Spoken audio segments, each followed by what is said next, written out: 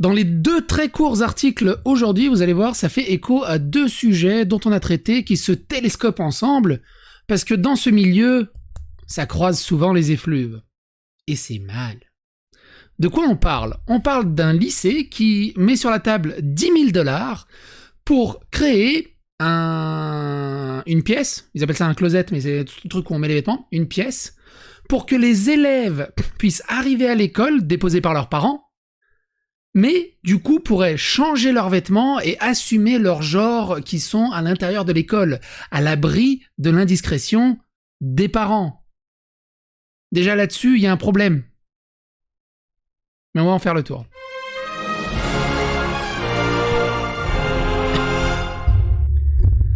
Le placard affirmant le genre au lycée du Missouri reçoit une subvention de 10 000 $ afin que les élèves LGBT puissent porter des vêtements qui reflètent leur identité de genre sans que les parents ne le sachent. Vous allez voir, après, il y a une vidéo de cette fameuse pièce et également les professeurs qui en font la promotion et qui sont très heureux d'avoir cette pièce.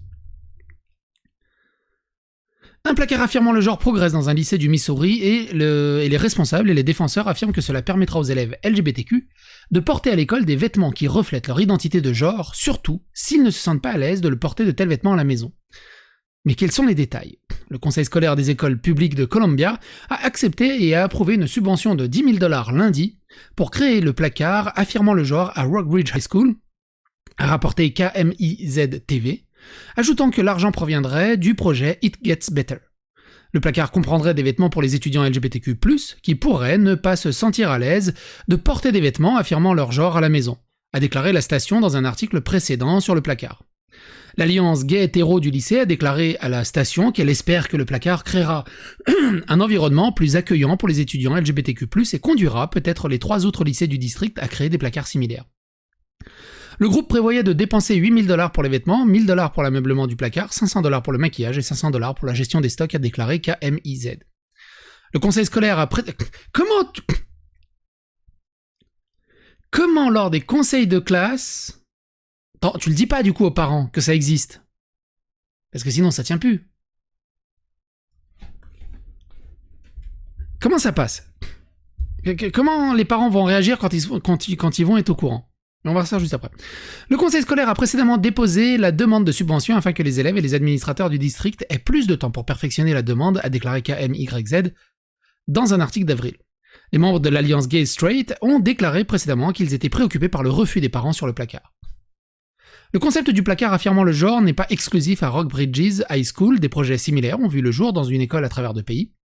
Une vidéo du Daily Caller sur le problème comprend un clip d'un enseignant californien apparent disant que le but du placard de transition est que nos élèves portent les vêtements que leurs parents approuvent viennent à l'école, puis échangent les vêtements qui leur vont, qui ils sont vraiment. L'enseignant ajoute « J'utilise l'idée que c'est comme si Superman se changeait dans une cabine téléphonique, mais cette idée va en réalité beaucoup plus loin que cela, parce que Superman n'est pas Clark Kent. Clark Kent est en fait le déguisement, et quand Clark Kent entre dans la cabine téléphonique, il se transforme en Superman, qui est vraiment ce qu'il est vraiment, Kal-El. Et donc cela donne à nos étudiants trans l'opportunité d'être des super-héros que nous savons qu'ils sont. Et du coup, ça pose un truc très important. Souvenez-vous, on avait fait une playlist qui s'appelle Disney et le Stop Woke Act. C'est une guerre, il y a à peu près 8 vidéos, je crois. C'est une guerre assez folle entre Disney qui pousse au maximum l'agenda woke et la Floride qui qui est contre cet agenda woke et surtout qui veut redonner le pouvoir aux parents d'élèves dans les écoles. Parce que ce qui s'est passé également, et d'ailleurs il faudrait que je le rajoute dans cette playlist, pour vraiment comprendre, on va dire, l'origine, c'est qu'il y avait des profs qui endoctrinaient les élèves. Ces profs qui endoctrinaient les élèves à l'insu du regard des parents. Ils essayaient d'endoctriner les élèves à rejoindre le groupe queer, à les faire se questionner sur leur genre, sur leur orientation sexuelle, en dehors des classes et tout ça, et dire « Alors, on le dira pas aux parents, ça restera entre nous ». Ce qui est un des principes fondamentaux de tout prédateur qui se respecte, mais eux, ils voyaient ça d'un bon œil. Et donc, ça a donné lieu au Stop Woke Act de la Floride, qui a été signé pour redonner du pouvoir aux parents d'élèves, qui évidemment a été un énorme scandale pour les profs militants LGBT, Et on va dire que le combat continue, entre guillemets. Du coup, bah, il est parti où lui? Au revoir. Mais reviens. Ah, merci. Et donc, il y a ce prof qui explique ceci. On va pas regarder la vidéo en entier, vous allez voir juste quelques extraits pour que vous voyez le prof qui parle. Parce que j'aime bien comment la vidéo est montée. Il y a une petite narration jusqu'à au reveal final. Donc le prof qui présente que cette pièce est très importante. Like Superman changing in a phone booth. But that idea actually goes a lot further than that, because Superman isn't Clark Kent. Clark Kent is actually the disguise, and when Clark Kent goes into the phone booth, he transforms into Superman, who's really just who he truly is, Kal-El. And so this gives our trans students the opportunity to be the superheroes that we know they are. Hey, this is Amari, they, them. I wanted to share a project I've been working on called the Transition Closet.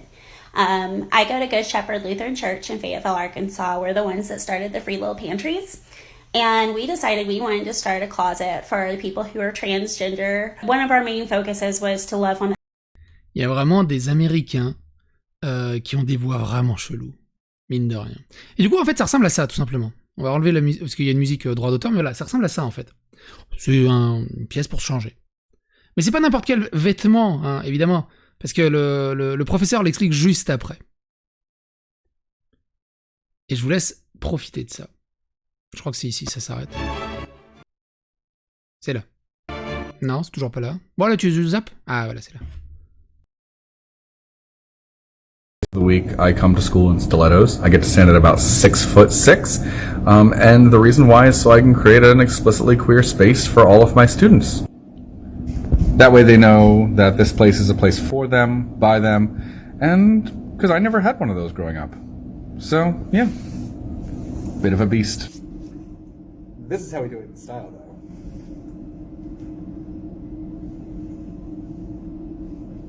Okay, so during third period, we have. Et là, tu te dis, mais... Il va se faire reconnaître, le prof, quelque part. Numéro 1. Numéro 2. Ils ont autre chose à foutre, les profs, que de juste de faire du prosélytisme, de pousser l'agenda au maximum et de se... De faire court comme ça. Ils sont autorisés à faire court comme ça. Et je vous pose sérieusement la question, n'hésitez pas à me dire dans les commentaires.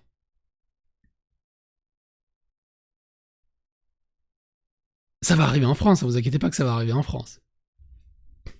Et en bonus, à la fin, il y a cette madame. Cette madame, on en avait parlé également. Je sais plus à quelle occasion, mais on lui avait reproché qu'il n'y avait pas le drapeau américain dans la classe. Et elle dit ceci. Words if you want, don't have to say the words. So my class decided to stand but not say the words. My room does not have a flag. It used to be there, but I took it down during COVID because it made me uncomfortable. And donc elle explique qu'elle a retiré le drapeau américain parce que ça la rendrait malaisante, inconfortable. Le drapeau de son propre pays. I packed it away and I don't know where, and I haven't found it yet. But my kid today goes, hey, it's kind of weird that we just stand and then, you know, we say it to nothing. I tell this kid, we do have a flag in the class that you can pledge your allegiance to. And he like looks around and he goes, oh, that one? Et du coup, elle invite ses élèves à prêter allégeance au drapeau LGBTQ. Et cette vidéo, on l'avait traitée plus en détail si ça vous intéresse, je vous laisse le lien dans la description. Une prof oblige ses élèves à prêter allégeance au drapeau des fiertés, et se moque ouvertement du drapeau américain, parce que on s'en fout. Le drapeau des pays, on s'en fout. Un drapeau imaginaire pour des causes imaginaires, ça par contre, voilà, allégeance de ouf. C'est hallucinant.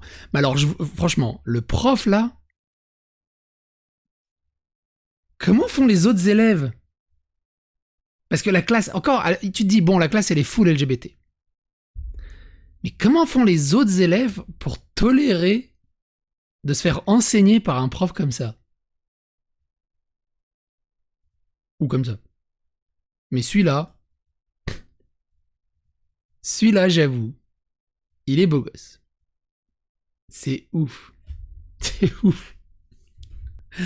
Bref, quoi qu'il en soit, n'hésitez pas à donner votre avis, votre opinion dans les commentaires, n'hésitez pas à faire rester l'algorithme de YouTube, n'hésitez pas à vous abonner, liker, clocher, et à bientôt pour d'autres aventures. Et oui, il faut redonner le pouvoir aux parents d'élèves, et surtout arrêter de cacher ce que font les élèves à l'école, que les profs cachent ce que font les élèves aux parents d'élèves. Je trouve ça ouf. De quel droit ils se substituent à l'autorité des parents?